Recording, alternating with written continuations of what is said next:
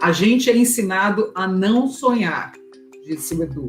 Então, Preto Zezé, qual é o seu sonho em poucas palavras? E depois eu quero saber o do Edu. Um Brasil mais preto, mais incluído, a maioria da população. Brasil mais incluído de quem produz riqueza. Está na hora dessa população ter acesso à riqueza que ela produz. Esse é o meu sonho. Meu sonho é colocar a pobreza da favela no museu, antes do Elon Musk colonizar Marte, porque isso me parece uma aberração se ele chegar lá antes da gente resolver os nossos problemas mais básicos aqui embaixo. Nossos dois convidados estão fazendo a diferença neste momento tão delicado pelo qual o Brasil está passando. Edu Lyra, CEO da rede Gerando Falcões, e Preto Zezé, presidente nacional da CUFA, a Central Única das Favelas, são lideranças que conversam com empresários, banqueiros, líderes comunitários. Com uma mobilização e logística de distribuição bem articuladas, eles trabalham duro no combate à fome em comunidades pobres espalhadas por todo o país. Eu sou Mona Dorf e neste podcast Febraban News, eu e o João Borges, meu colega diretor de comunicação da Febraban, vamos conversar com eles, que são protagonistas no maior movimento de combate à fome do país. Existe liquidez, existe dinheiro, o Brasil é um dos maiores produtores de alimento do mundo e a gente está nessa situação de exposição social, onde não deveríamos estar. Pelo contrário, o Brasil, com uma população que tem criativa, de grandes proporções como somos, deveríamos estar brigando para estar nas primeiras colocações do PIB global. O movimento Panela Cheia já arrecadou mais de 11 milhões de reais para a compra de cestas básicas para pessoas em situação de vulnerabilidade durante a pandemia da Covid-19. Nesta nossa conversa, os dois líderes destacam a necessidade mais urgente do momento: colocar comida na casa das famílias sem renda. Mas essa mobilização não pode ser algo imediatista, tem de se pensar no longo prazo e em políticas públicas para fomentar a renda. Tem de desencadear uma transformação mais ampla na sociedade e inspirar o país a ter a década da redução da desigualdade, como reforça Edu Lyra. A sociedade precisa transformar o seu comportamento de parar de só doar pontualmente. A gente precisa do engajamento, a gente precisa de um comprometimento da sociedade, da iniciativa privada no longo prazo, porque as grandes coisas da humanidade não foram feitas em 6 meses ou 3 meses. Precisa de longo prazo, não existe fast food social. Edu Lyra e Preto Zezé trouxeram exemplos de uso de tecnologia nas ações sociais e destacaram a inclusão digital. Eles enxergam no acesso a esses recursos tecnológicos facilidades para fomentar o empreendedorismo, o microcrédito e, sobretudo, a geração de renda nas favelas. A entrevista traz também casos de sucesso em outros países, como o da cidade de Medellín, na Colômbia, e o novo pacote de medidas econômicas do presidente Joe Biden, nos Estados Unidos. Trazem também a mensagem principal. Edu Lyra e Preto Zezé acreditam que é possível, sim, sairmos desse momento de crise mais fortalecidos, em busca de um objetivo comum, a redução da desigualdade social no país. A primeira pergunta quem faz é o João Borges. Eu gostaria de começar essa conversa, Mona, se você me permitir. Vi bastante entrevistas, declarações de ambos, e me chamou a atenção sobre 2 declarações. Uma do Preto Zezé, que ele diz o seguinte, que a gente precisa sair da frequência do ódio. É uma frase curta, mas de significado bastante rico que a gente está vivendo neste momento. E o Edu Lyra, em vários momentos, ele diz, olha, meu trabalho, meu objetivo, nós temos que derrubar muros e construir pontes. Eu vou fazer um jogo aqui, Mona, que é o seguinte, eu queria que o Edu Lyra comentasse essa frase do Preto Zezé e vice-versa. O Preto Zezé depois comentasse esse conceito, essa ideia do Edu Lyra, que eu acho que essas coisas se complementam. A frase do Zezé, de não ódio, é a agenda mais importante que o Brasil pode ter. Eu acho que o Brasil está, infelizmente, perdendo, pelo 2º ano consecutivo, a oportunidade de dar uma agenda de colaboração, de sair de uma agenda de ódio, das indiferenças e da gente descobrir o que é comum entre nós. Porque o que é diferente, o que a gente pensa de diferente como sociedade, a gente já sabe, isso já está posto na mesa. Agora a gente precisa colocar na mesa o que é comum entre nós. E todo mundo quer viver num país mais igual, num país com mais oportunidade, num país mais justo. Só que esse país ele não vai cair no nosso colo de mão beijada. Ele depende de muito trabalho, ele depende de muita colaboração, ele depende de muito pragmatismo e depende da gente atuar em torno de uma aliança que coloque os mais pobres no centro das nossas decisões. Mas a gente não consegue fazer isso sentado em cima da cadeira do ódio, que não serve para nada a não ser produzir mais desigualdade e menos oportunidade no nosso país. Zezé. Quando o Edu fala dessa coisa de derrubar os muros, é bem nesse aspecto da gente poder... Porque assim, já existe muito muros. A gente que vem de favela já existe com vários muros o tempo todo. Então não tem, assim, para nós o muro ele é uma vivência permanente, né? O muro da desigualdade, o muro da pobreza, o muro da miséria. E agora também esse muro, né, de disputas que buscam muito protagonismo pessoal e de grupos políticos, mas não pautam um projeto de país. E nesse momento construir, derrubar muros e construir pontes é pautar um debate sobre o projeto de país, e um país diante da realidade que o Brasil ele tem 521 anos. Nós temos 388 anos desse país com base no trabalho de exploração escrava. Então nós temos uma base escravocrata de 388 anos. E isso está no DNA da sociedade brasileira, está impregnado na nossa lógica de entendimento e percepção. E quando se olha para esses territórios de onde nós viemos e habitamos e atuamos, e sobrevivemos nele, que são as favelas, se construiu um estigma, porque nós somos essa população, nós somos os herdeiros, nós somos a continuidade, as gerações vindouras depois dessas gerações que passaram 388 anos sobre esse sistema de escravidão. Então o Brasil, e esse sistema ele é a parteira do Brasil. E aí nesse parto veio desigualdade, veio escravidão, veio racismo, veio uma série de desigualdades que a gente precisa sentar na mesa agora e decidir. Nós vamos ser uma nação e com a fome que a gente tem, com a desigualdade que a gente tem, com a injustiça que a gente tem, a gente não pode ser uma nação, ou nós vamos sentar e nos encontrar, sentar no nosso divã político e social, construir um consenso e um pacto capaz de levar o país com o status de um país civilizado. Porque não é possível, com esse número, os indicadores sociais brasileiros, com o distanciamento, né? Pessoal falando de isolamento social na pandemia, distanciamento social, mas o distanciamento social verdadeiro é a desigualdade que promove, é o racismo que consegue garantir. Então é preciso sentar, quando se fala de derrubar muros, é derrubar esses muros de detalhes que nos dividem e ir para o debate central. Porque se a gente continuar explodindo pontes, fechando aeroportos, fechando portos, dinamitando estradas, a gente vai ficar, né, no que é o Brasil hoje, que é esse amontoado de desigualdade, cercado de racismo e de mágoa por todos os lados. Bora. Agora, Preto Zezé e Eduardo Lira, a gente está num momento um momento propício até para essa construção de pontes, né? A gente está há 1 ano da pandemia e nunca nesse país houve um movimento tão grande de filantropia, de ajuda ao próximo, de solidariedade.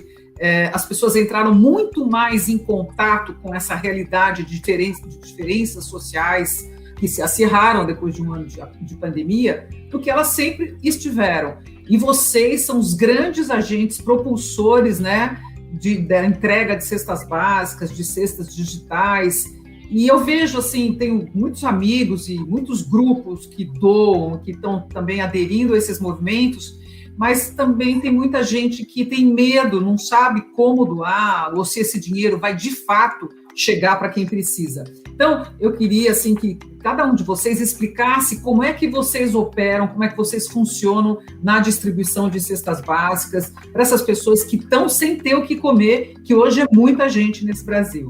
Eu acho que tem uma coisa que é reveladora desse processo, Mona e João, que é uma tecnologia social produzida nesses territórios que antes só se observava como lugar de violência, de carência e de tragédia. A favela tem dado uma lição de equilíbrio nacional, você não tem visto os ataques, tumultos, o que ela conseguiu desenvolver uma logística própria que faz com que a gente leve a cesta básica do extremo sul do Rio Grande do Sul até tribos indígenas de barco, tribos indígenas no Acre. Então, isso é um ativo importantíssimo. Mas não é por causa da pandemia. Nós já estávamos, Gerando Falcões, CUFA, Frente Nacional Antirracista, já estávamos nas favelas desenvolvendo essas tecnologias, o nosso Vale do Silício lá dentro da favela. A gente já estava lá fazendo isso. E é natural até as pessoas não acreditarem muitas vezes, eu estava até falando nesse dia de entrevista, muitas vezes a gente deixa até, acredito que o Edu também, de mostrar o volume de arrecadação e de impacto das ações que nós fazemos, para as pessoas até desacreditarem. Quando você fala que a CUFA mobilizou 180 milhões de reais, está em 5 mil favelas, chegou a 6 milhões de pessoas, mobilizando milhares e milhares de toneladas de alimentos, pode ficar mil, será que é assim? Aí você tem que botar um vídeo com a base no Heliópolis, tem que botar uma ação de Gerando, mostrando a escala de onde chega, você tem que estar dialogando e transitando no espaço de setores que antes viam a gente como o pessoal que está pedindo alguma ajuda, que está querendo a caridade, mas aí está faltando debate sobre desenvolvimento. Nós estamos fazendo mais, Mona e João, do que um debate sobre cestas básicas, sobre as questões emergenciais. Nós estamos discutindo que Brasil nós queremos, hora de provar que Brasil que nós queremos é agora, nesse momento que nós estamos fazendo um movimento que tire a solidariedade de uma agenda pontual e emergencial, mas que faça disso um movimento.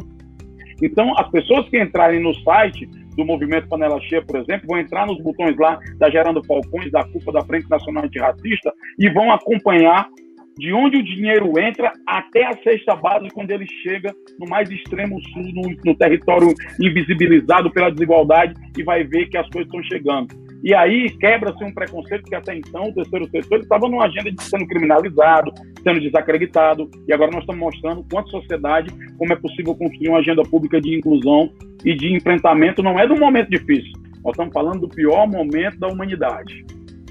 Você, inclusive, Preto Zezé, usa bastante as redes sociais, né? Eu estava vendo no seu Instagram um vídeo de um grande galpão, se não me engano, em Heliópolis, né? Aqui em São Paulo. Isso, e no Parque Santo Antônio também. Lá em Heliópolis com o Massivan, e lá no Parque Santo Antônio com o Orlando, que são lideranças. Massivan, que é presidente da CUFA de São Paulo, e o Orlando, que é da CUFA Parque Santo Antônio. Mas nós temos ali 6 galpões em São Paulo, atendendo mais de 600 favelas só em São Paulo, da modelo. As redes sociais ajudam, então, a mostrar isso, a entrega. Mas como é que chega, por exemplo, qual é a logística para chegar numa tribo indígena? Na tribo indígena, a gente teve que montar e construir barcos, literalmente. E aí você põe a espécie e vai rio adentro, 1 hora, 2 horas, 3 horas, para chegar nesse território, para levar comida, gás, chip de telefone, para poder que as pessoas sejam atendidas. Edu. O grande debate é que a situação de pandemia ela coloca uma lente de aumento sobre os problemas do Brasil. Então, antigamente você falar que existia quase 14 milhões de favelados, as pessoas já te viam um pouco como é discurso, isso não é real. Então, hoje todo mundo vê o tamanho da fragilidade social que existe no nosso país. Então, esse é o primeiro ponto. E a gente, Gerando Falcões, CUFA, a Frente Nacional Antirracista, a gente tem uma agenda social de desenvolvimento dos territórios, que não necessariamente é entregar cesta. A gente quer fazer uma transformação sistêmica, porém, dada a urgência do momento, que se as pessoas não comerem, elas vão literalmente morrer, a gente adaptou a nossa estratégia para poder atuar nesse problema, que é um problema central hoje do Brasil. E o problema da fome, ele tem que desencadear uma narrativa e um debate do Brasil que a gente quer quando terminar essa década. E essa tem que ser uma década e uma oportunidade da gente cravar essa década como a década da redução da desigualdade. Porém, a sociedade precisa transformar o seu comportamento de parar de só doar pontualmente. A gente precisa do engajamento, a gente precisa de um comprometimento da sociedade, da iniciativa privada no longo prazo, porque as grandes coisas da humanidade não foram feitas em 6 meses ou 3 meses. Precisa de longo prazo, não existe fast food social. Então, o que falta no Brasil é esse compromisso de longo prazo, e a nossa expectativa é que a história da fome, ele desencadeia uma transformação sistêmica que envolva governo, envolva iniciativa privada, envolva as ONGs, envolva a ciência, as igrejas, envolva a todos os atores que têm uma importância na vida social do país. E aí eu encerro essa pergunta trazendo o tema de que a Gerando Falcões, no ano passado, levantou 25 milhões de reais mobilizados, alimentando algo em torno de 500 mil de pessoas durante 3 meses. E nesse ano a gente quer ir e assumir números ainda maiores. Por conta disso, a gente fez uma reflexão e viu que a crise é tão grande que gerando falcões, ou CUFA, não consegue resolver problemas tão gigantes sozinho, até porque a gente não está aqui para ocupar a presença do Estado. O Estado tem que exercer o papel dele, tem que entregar o que compete a ele, mas a gente entendeu que o caminho era fazer uma grande coalizão. Foi por conta disso que nós criamos o movimento Panela Cheia, que envolve CUFA, Gerando Falcões, Frente Nacional Antirracista, com apoio do União São Paulo e a Unesco, e estamos com uma campanha articulada em redes de televisão, na mídia, e mobilizando doações em toda a parte, entregando isso de diversos formatos. A CUFA também com cestas físicas, a Gerando Falcões tem um enfoque muito maior com as cestas básicas digitais, a CUFA também tem as Mães da Favela, então com várias estratégias, e o mais importante, com transparência, com registro das evidências sendo entregue na ponta, para chegar na vida do brasileiro mais pobre, entre os pobres, com velocidade, com precisão Amazon, com velocidade na ponta, para que não seja tarde demais para as pessoas que não têm cobertura social nesse momento. Como é que funciona essas cestas digitais? Porque isso não é muito claro para muita gente. É o Corona Paredão, não é isso? Isso. A cesta básica digital, ela é uma doação de R$50 que a pessoa faz. Cada cesta básica custa uma média de custa R$50. E a gente entrega um cartão Vale Alimentação na mão da chefe da família. Então, a Gerando Falcões é um ecossistema de desenvolvimento social. E a gente tem ONGs dentro desse ecossistema que trabalham, que são capacitadas, formadas, que a gente investe recurso financeiro, e essas ONGs fazem um mapeamento das famílias na ponta por ordem de vulnerabilidade social, entrega na mão da chefe da família um cartão Vale Alimentação com uma recarga mensal de R$150, e com essa recarga ela compra do pequeno empreendedor dentro da favela, porque o grande arranha, mas não quebra, o pequeno quebra.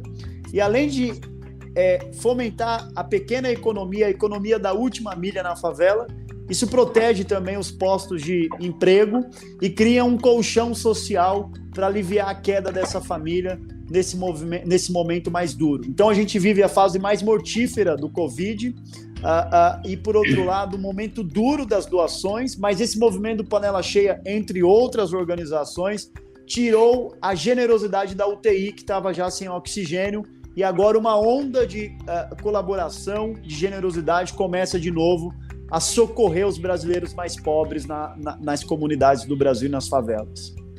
Eu queria colocar outro ponto aqui para vocês, ambos. Vocês tocaram rapidamente aí, tanto o Zezé quanto o Edu Lira, esse cuidado que vocês têm e toda a estratégia para fazer com que uma doação chegue aonde precisa chegar.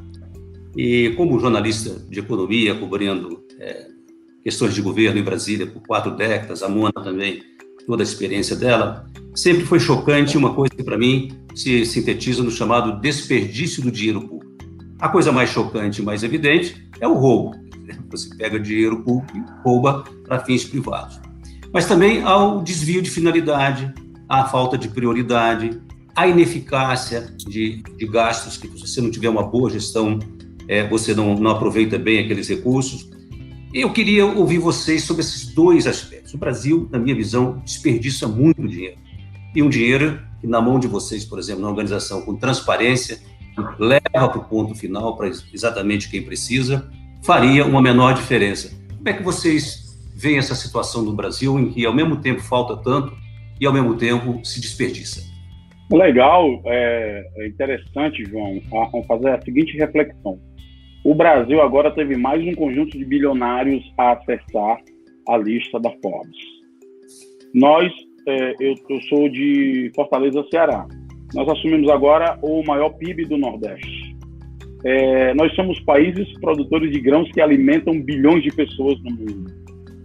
É injustificável que pobreza, falta de oportunidade, desigualdade, fome perdurem em pleno 2021 diante de tanta riqueza, diante de tanta inteligência, diante de tanta disposição, recursos materiais, naturais, tecnológicos, inteligência principalmente, e que a gente não produza uma saída brasileira para enfrentar problemas que outros países, inclusive com menores economias, com menores capacidades, com menores infraestruturas, conseguiram realizar.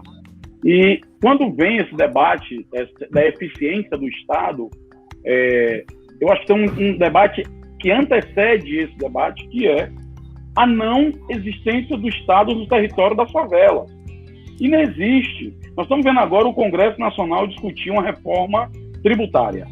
Uma reforma tributária de um cidadão que compra um pão no Higienópolis, ou na Beira-Mar de Fortaleza, aqui no Meireles, ou no Leblon, ele compra um pão pelo mesmo valor que o cidadão que está no Heliópolis, no Capão Redondo, ou lá no Pôr do Sol em Brasília, ou na Liberdade lá em São Luís, né? Ele compra o pão pelo mesmo valor.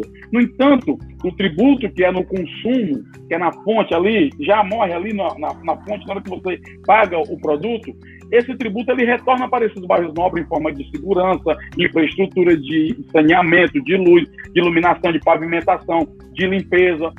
Na favela não chega. Então, todo esse debate nosso a respeito de que modelo de Estado, se é um Estado eficiente, se é um Estado enxuto, se é um Estado... A questão, se é um teto de gasto, a questão é que o Estado ele inexiste em grande parte, para grande parte da população.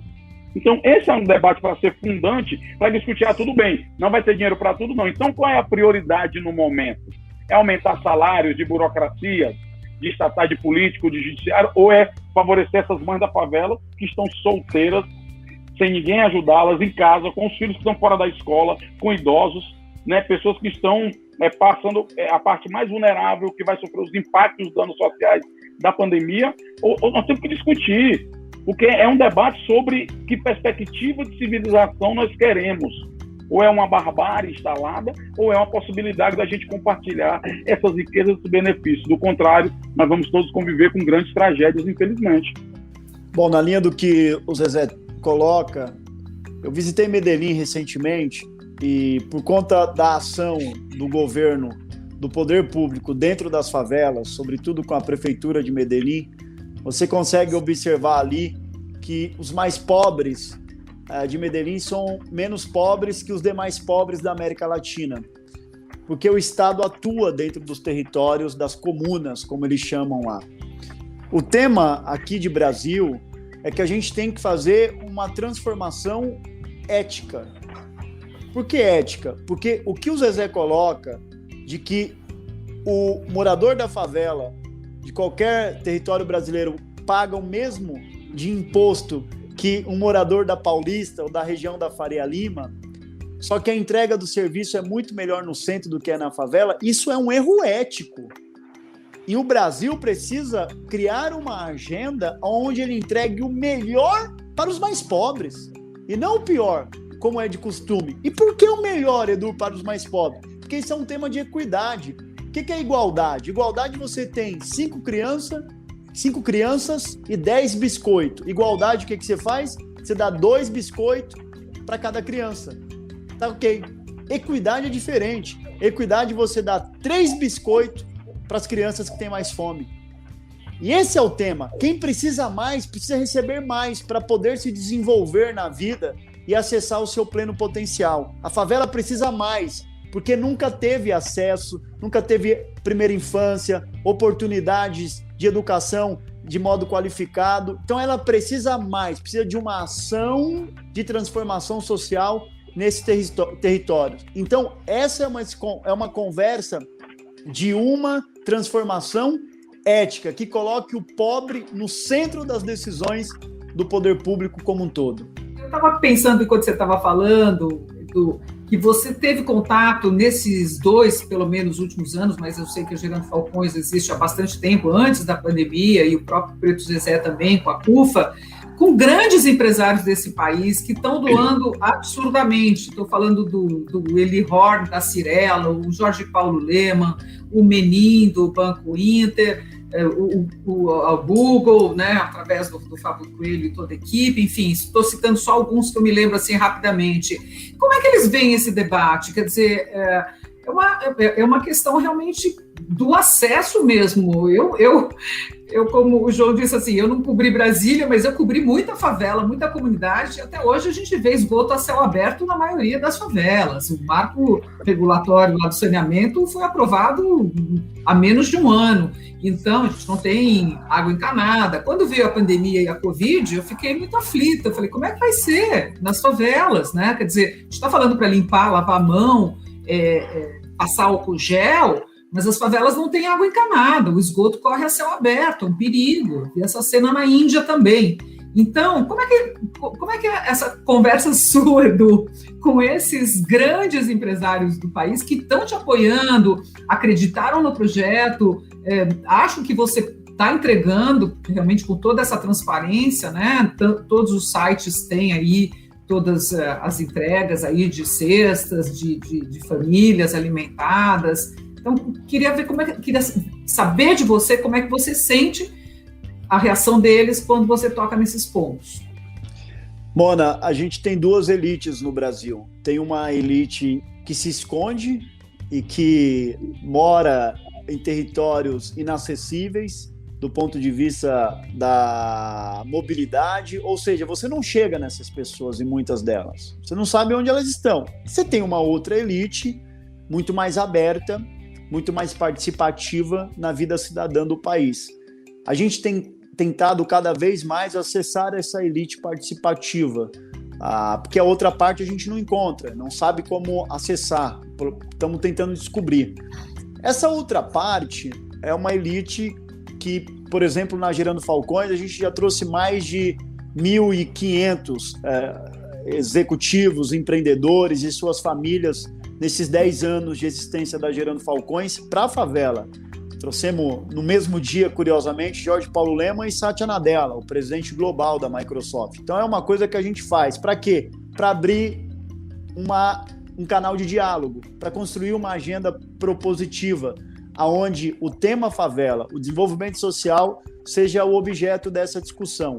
A gente tem encontrado pessoas que têm colaborado, tanto com a Gerando Falcões como com a CUFA, e com outras organizações sociais, e o que a gente percebe é uma abertura, é uma sensibilidade ao tema, uma sensibilidade ao assunto. O que a gente precisa, a partir dessa sensibilidade, é construir uma agenda de uma transformação, uma agenda de uma reforma que tenha não os interesses pessoais na base dessa agenda, mas os interesses sociais das pessoas mais pobres. Aqui é o tema de encontro que a gente precisa focar, negociar e concatenar. Que o interesse da Dona Maria, que mora lá numa favela, num barraco de 15 metros quadrados, com mais 4, 5, 6 filhos, do lado de um bueiro, sem acesso, sem proteção social, desconhecida até pelo CAD único, ela precisa estar no objeto, no interesse focal das nossas discussões. Essa é a energia que a gente tem que colocar para conseguir fazer essa transformação ser efetiva no tempo. Eu penso que nós estamos num momento muito importante em que pessoas como o Zezé, como o Edu, como o Celso Ataíde, estão dialogando com pessoas que são o PIB do Brasil. E nós estamos discutindo com elas que tipo de sociedade nós estamos montando. Assim. Não vai ter saída se a gente não tiver saída para todos. E há possibilidade. E não adianta a gente... Eu fico vendo as pessoas agora, eu vi, João e Mona, uma euforia da imprensa com o pacote do Joe Biden, que ele aprovou, né, do incentivo às empresas, 3 trilhões, né, as ações, as políticas de renda básica, aprovada agora em mais de 50 estados nos Estados Unidos, né, a pujança da economia da Califórnia. Mas, no entanto, o debate que se comenta aqui, o debate que se comemora aqui, é um debate de uma política econômica que não aponta para esse lado. Então, assim, nós estamos comemorando que a maior economia esteja tomando essas atitudes. Por que no Brasil não se fomenta também um debate, uma perspectiva nesse rumo? Por que não se produz um debate que, ao invés da gente estar discutindo agora estratégias para não criar um fluxo único de vacinação, estamos criando estratégias de setores se vacinarem? Por que a gente não prioriza, né, trabalhadores que hoje quando se pensou a campanha da pandemia, se pensou em álcool gel, como a Mona lembrou agora, mas 47% da população de favela, elas não têm sequer acesso a água e sabão regularmente. 65% não tem saneamento básico. Economia que antes da pandemia a favela movimentava 119 bilhões em poder de consumo, hoje está quebrada a zero. Então, se eu não tenho, a agenda está pulando nossos olhos. Já se quebrou o mito de que esse debate de economia e vida, ele é mentiroso, essa concorrência, porque já está provado que sem vida não existe economia. Já se está vendo o resultado de não cuidar das vidas, tá? O sistema de saúde colapsado, isso vai ter uma conta para pagar, porque você vai ter problemas agravados, por exemplo, de quem tem sequelas da Covid, gente com Alzheimer, com problema na locomoção. Esse atendimento não está funcionando, essas pessoas não vão servir para gerar economia, para gerar riqueza, elas vão ter que consumir saúde e não tem como pagar. E o sistema vai ficar ainda mais lotado. Se você for para a educação, é outra crise de problemas agravados também com o número de crianças fora da escola e jovens que acreditam nas nossas pesquisas, nós fizemos no Data Favela, jovens que acreditam que nem que da escola precisam mais. E nós estamos no mundo, o mundo indo para o 5G e a gente discutindo agora como é que vai juntar comida para dar para as pessoas. Então nós temos que dividir o que é uma elite do Brasil e o que é gente que tem dinheiro. Elite, no meu entendimento, são pessoas que pensam um projeto de país com dignidade para todos, com desenvolvimento para todos e oportunidades para essas pessoas. O Brasil é possível dar certo. Precisa a gente discutir e nós temos as ferramentas, os ingredientes para essa panela de esperança se fermentar bem com vários ingredientes bacanas para a gente ter um bom banquete de oportunidades. Olha, eu queria, outro ponto de tudo que eu li, das declarações de vocês, dos posicionamentos que vocês já disseram aqui nessa nossa conversa.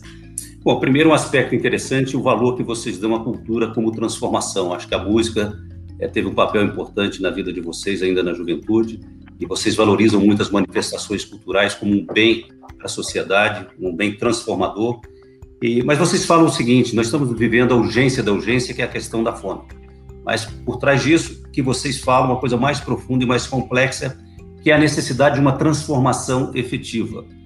Aí, o Lira e o Zezé, vocês falam também na importância até da tecnologia digital para que dê instrumentos a essas populações das favelas, para que elas, tendo acesso a isso, elas tenham uma condição melhor de expressar sua vitalidade, seu poder criativo e o desempenho do seu trabalho e da sua organização.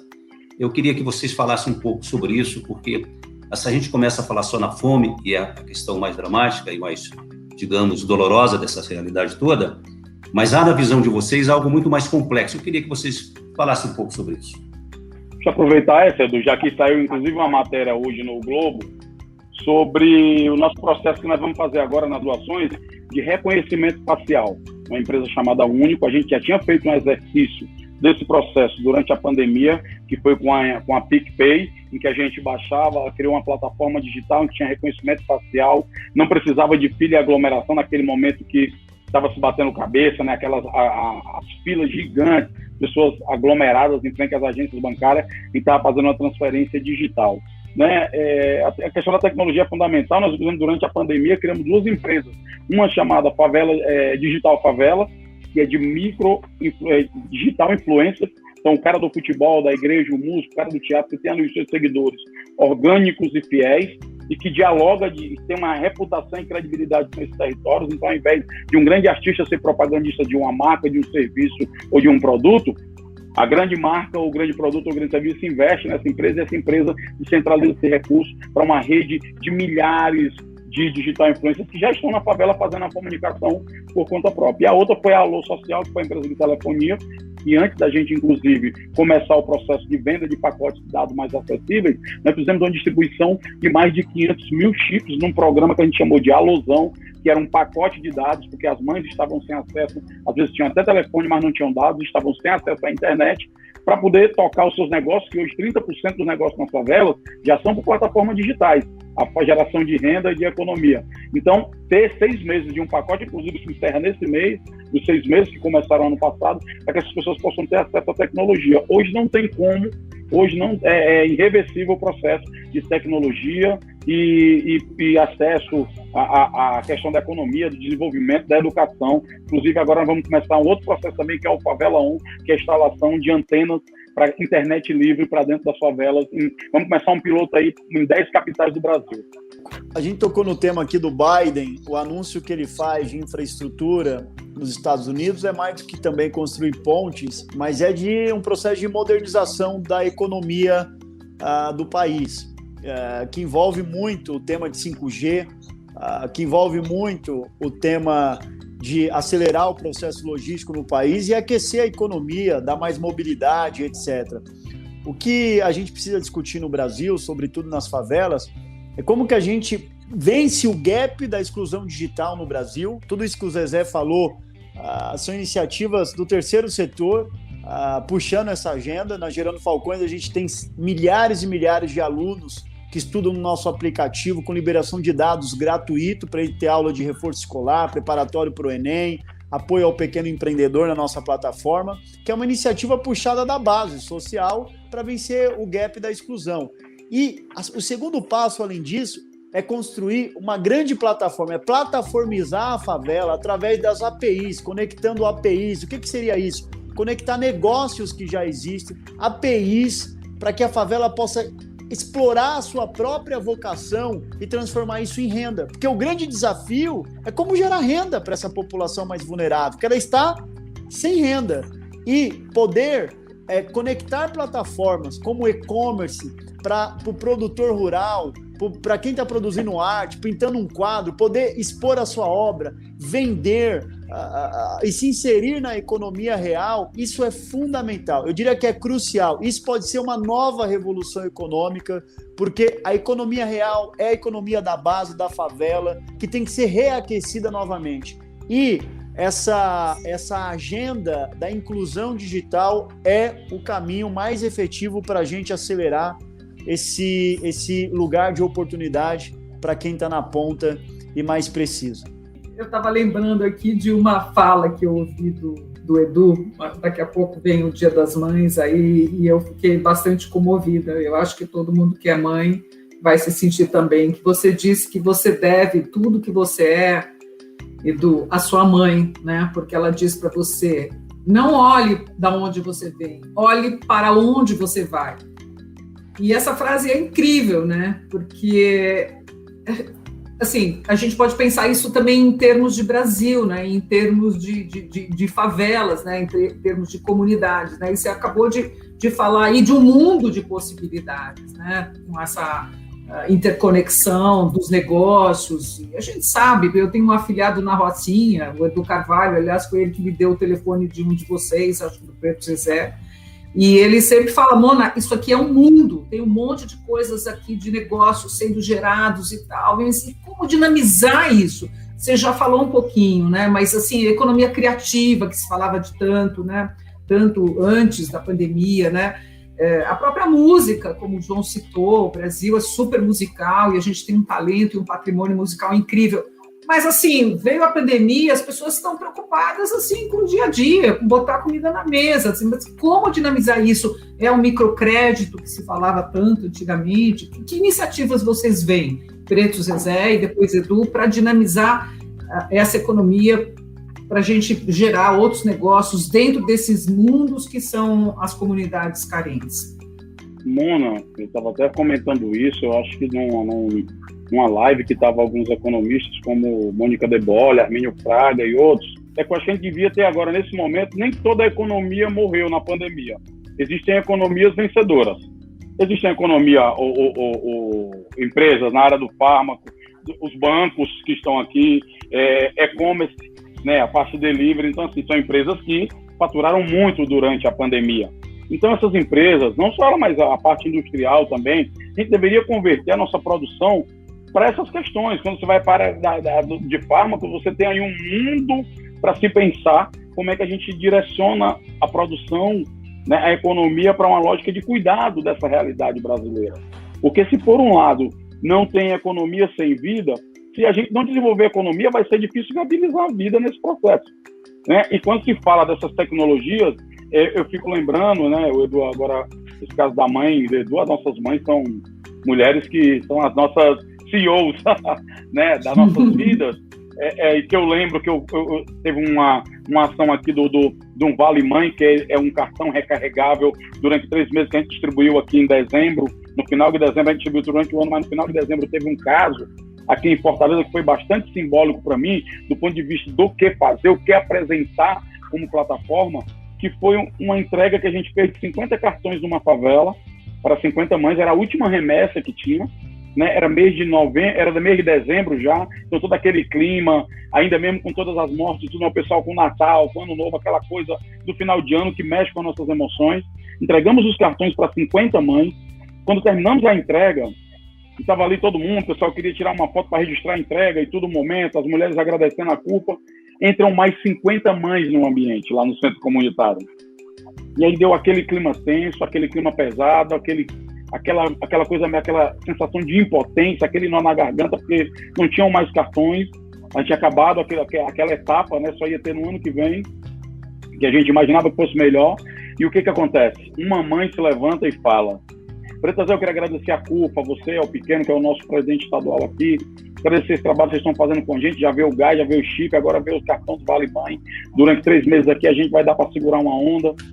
Mas eu queria sugerir para as outras mães, eu sei que todas as outras mães aqui são mães solteiras, estão com filho, muitas vezes com idosos em casa, sei da dificuldade de todo mundo, vou entender quem não puder fazer isso, mas eu queria sugerir que cada mãe pudesse dividir o seu cartão, a sua carga de 120 com outras mães. E aí eu vou começar pelo meu, e eu vou agora adotar, ela até usou essa palavra, eu vou adotar uma mãe e vou dividir o meu cartão de 120 e vou adotar outra mãe e vou dar R$60 para ela. O mais interessante é que todas as mães fizeram a mesma coisa. Todas as mães, as outras 49 adotaram as outras 49 mães e dividiram os seus 120 por 2. Nós não estamos falando de uma época difícil, de uma época de pobreza, nós estamos falando do pior momento da humanidade. Então, o que se vê também? Quando o dinheiro chega na mão dessas mães, é impressionante porque ativa uma rede de proteção social, ativa tempo livre, ela negocia as dívidas ali no comércio local, então o dinheiro fica lá. Então ela constrói toda uma rede de proteção social e econômica, negocia as dívidas, devia estar dando aula de como fazer gestão de economia em tempos de crise grave. E essas mulheres apontam para nós agendas importantíssimas de acesso ao crédito, de proteção social, de construção de tempo livre, de matriz tecnológica. Essas mulheres que não sabiam mexer em telefone nada, ou mulheres que eram atendidas por nós, Mona e João, elas se tornaram lideranças dos processos, mulheres, e inclusive mulheres que estavam ali fazendo algum ativismo isolado, como a Carla, como Esther, como a Ana Carla no Recife, a Edmara no Rio de Janeiro, a Priscila em São Paulo, Cláudia, milhares de mulheres, Kaline na Paraíba, mulheres que estão dando aula de direcionamento para uma agenda pública de resolução de um problema imediato e de uma agenda a médio prazo, que se mostra agora. Preciso investir em crédito, o crédito é muito difícil o acesso para essas pessoas, teve aquele primeiro momento do repasse de recursos aos bancos para agilizar o crédito, mas não chegou no pequeno.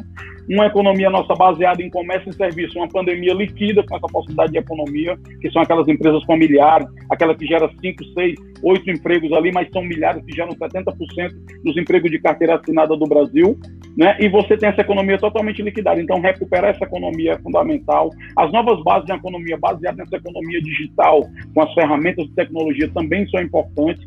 E, principalmente, um ativo que eu acho que vai ser importante para a gente começar a construir é uma agenda de investimento na geração de emprego.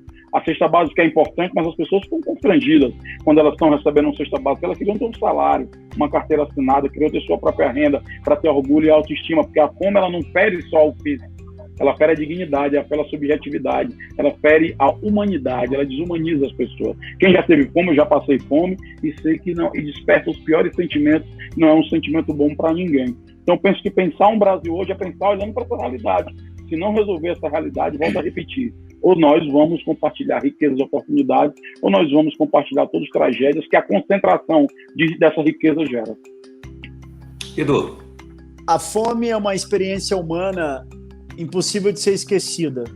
Então, para o bem ou para o mal, você carrega marcas fortíssimas para a sua vida inteira.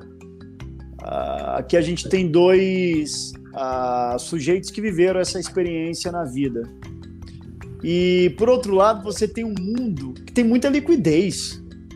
O mundo tem muita liquidez. O Brasil tem muita liquidez. Tem uma lista de riqueza muito grande. O governo também ele arrecada em escalas de trilhões. A gente está agora, inclusive nesse momento, discutindo o orçamento público para o próximo ano. Então, quer dizer, existe liquidez, existe dinheiro. O Brasil é um dos maiores produtores de alimento do mundo e a gente está nessa situação de exposição social, onde não deveríamos estar. Pelo contrário, o Brasil, com uma população que tem criativa, de grandes proporções como somos, deveríamos estar brigando para estar nas primeiras colocações do PIB global, construindo oportunidade para a sua agenda, para a sua gente.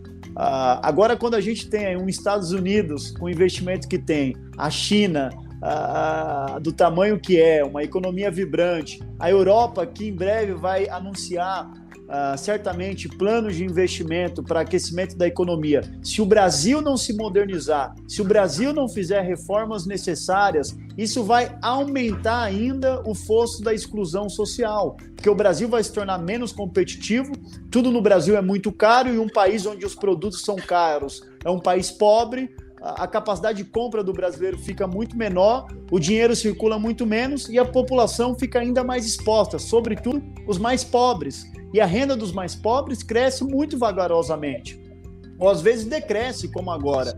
Então a gente precisa da apresentação de um plano de país para essa década, onde a economia ela esteja direcionada para apoiar os mais pobres, para construir oportunidade na ponta, para aquecer os negócios, onde exista microcrédito, onde exista internet, onde exista a plataformização das favelas, onde exista a conexão das APIs, onde exista a produção de negócios, incentivo a esse pequeno empreendedor para a gente conseguir sair desse lugar onde a gente está. Mas a gente não vai sair desse lugar através de uma mágica social. A gente vai sair através da execução, da apresentação de um plano consistente e da execução sistemática desse plano, ou a gente vai ficar atolado. O Brasil, ele ficou literalmente atolado no século XX e não chegou no século XXI. A gente precisa chegar no século XXI.